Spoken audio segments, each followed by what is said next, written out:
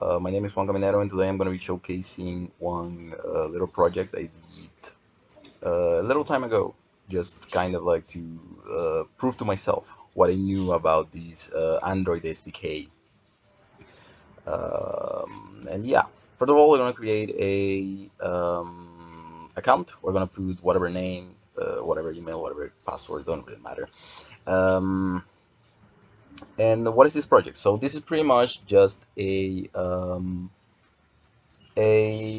place where you can view um, products, and you can add new products to it, as well as having a sorry for that, my ID is going crazy now. Well, anyways, you can view products, you can add new products, and you can create accounts and logging into those accounts naturally, right? So yeah, let's use the account that we just created now, and let's get into the app. So it should take us in, yeah. So on the screen we can see a list of some products that came with the API. um, I don't know why it's not showing the the images of the product. It should show an image alongside the name. That's probably because of my API. The external service that I'm using is probably a little slow right here. They should come up in a second. That's what I'm trying to say.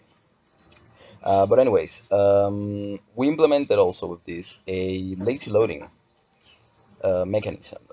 For those of you who don't know, lazy loading is just oh oh, here they are. So these are the images I was talking about. So every product has an image tied to it, has a price, has a name, and a price of sending, price of envío, right? Price of shipping.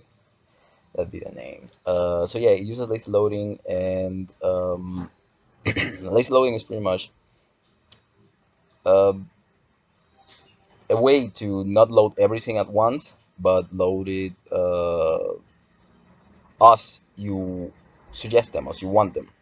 So as you scroll, it's loading 10 more. So it starts with 10, and then it loads 10 more and 10 more and 10 more, and so on and so forth. So now we're going to open this little menu right here, and we're going to see the feature of adding a new product, a new type of product. So yeah, every product has a bunch of different um, fields, right? But for simplicity's sake, we're only going to use four out of those like seven fields. Those are the name. We're gonna put the name Opera. We're gonna put the quantity of the product, and we're gonna put the price of the product. Sorry, the price of the product and the shipping price of the product. So and a description of the product as well. Loves the gamble. Why not?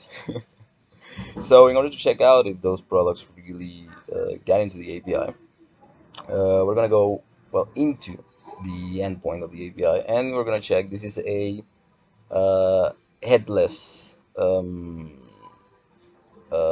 resource manager called Strapi. And here we're gonna check if the new product has been truly added in the database or in my endpoint, right? So there is Oprah right there, the new product that we added, and just to check if it was really added, we're gonna add a new product with a different name, and as it says right there, the operation has been successful. That is in Spanish, and we're gonna reload this, and it should eventually. Let's reload it again because it's kind of slow right now. So eventually it should load. Again, my API is kind of slow. I really don't know what's happening. Oh, there we go. So there is operando, right? So yeah, that's the that's the application right there. Thank you for listening.